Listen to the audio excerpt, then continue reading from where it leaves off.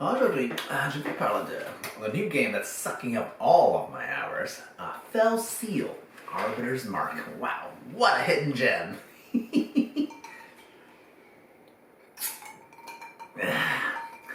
Hey, Zunpuck here. I can't believe I'm saying this, but I have finally found what's probably closest to a Final Fantasy Tactics sequel.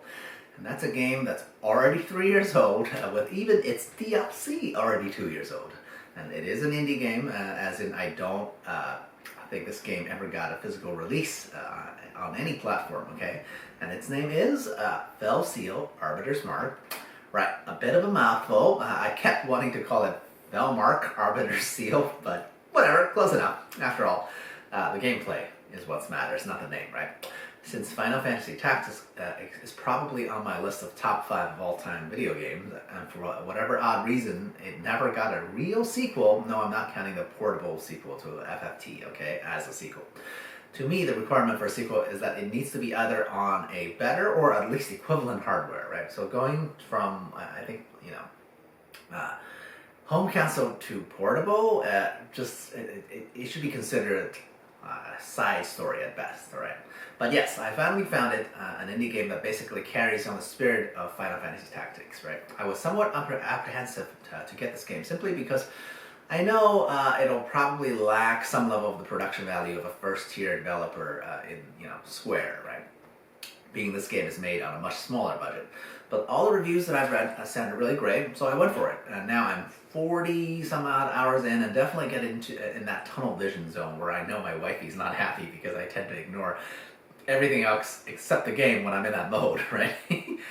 So today I'm going to give this game the compliments that it deserves, and maybe just a tiny bit of nitpicking as well, right? So comment, like, subscribe, and share, and all that social media buzzwords, or whatever, honestly.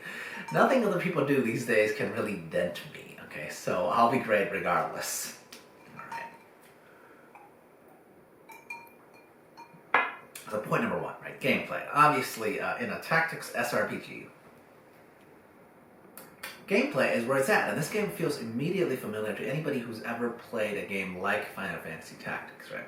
The class system seems very similar and almost as deep.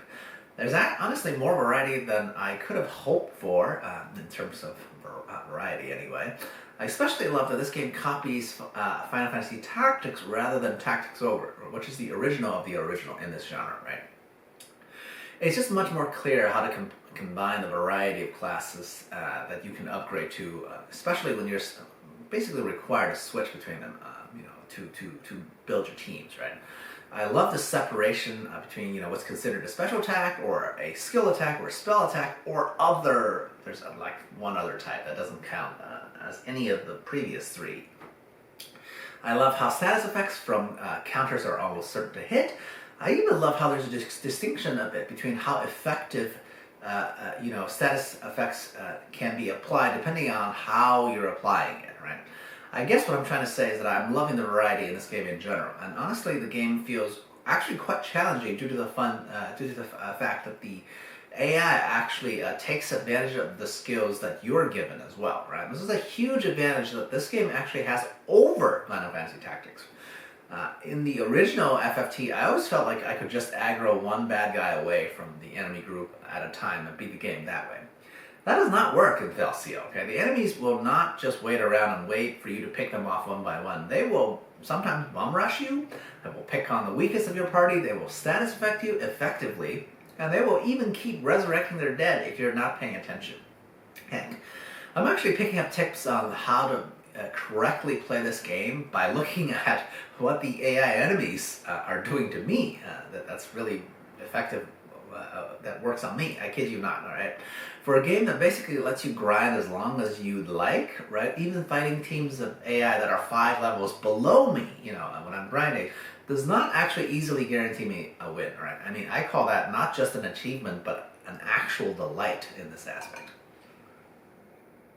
Now, point number 2, right? Here's another thing that I really enjoyed, the sprite work, okay? I mean, I've never minded the SNES style of 2D sprite work, but this game definitely have done that look great justice, right?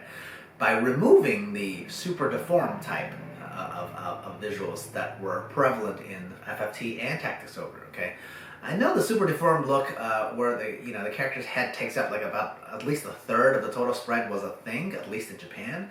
Never really quite understood it. Was that because of the technical limitation of the hardware at the time, or because we mostly wanted to see the faces so characters can better emote? My point is, I don't really miss it, right? Because it just makes the characters look disproportional to me, right? In Velseal, all your characters look relatively more proportional with a less ballooned up head, right? Or rather, their bodies look longer, right? But the head is still large enough to have multiple facial level accessories such as eye patches or scars or different style of shades, right? So they do remain emotive enough, right? Oh, and in terms of vanity, I love how you can basically customize your generic characters to look like whatever you want, right?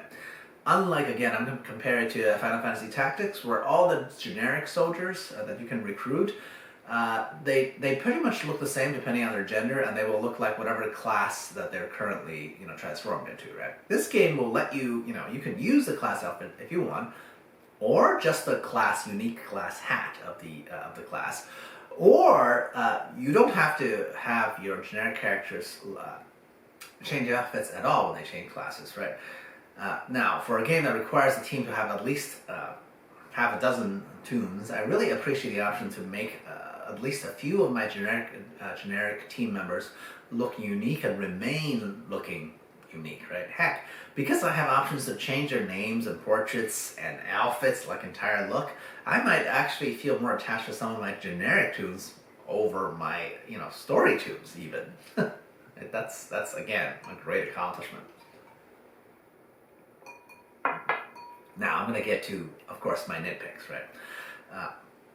Because any game I can find some nitpicks. To start off, they have these weird Western-ish style character portraits, and those are only okay?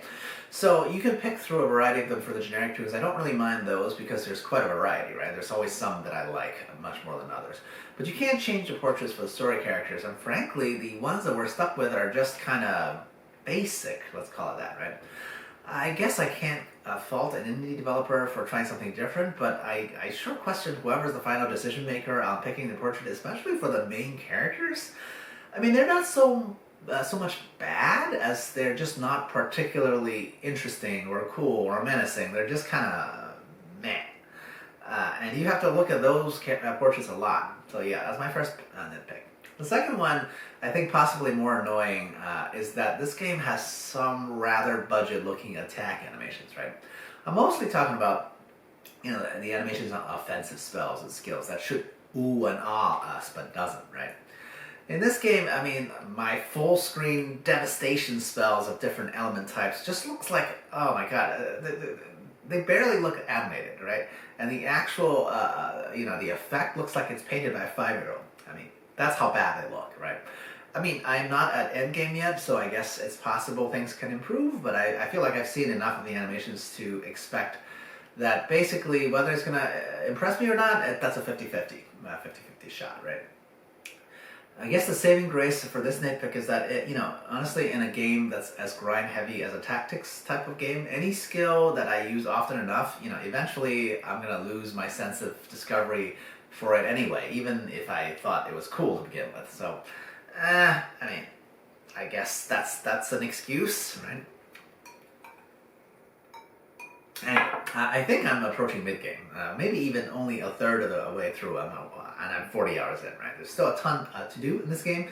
Overall, I'm absolutely having a blast, right? The story's kind of run-of-the-mill, kind of generic, but even there, I can feel that general homage to the political intrigue of its tactics predecessors.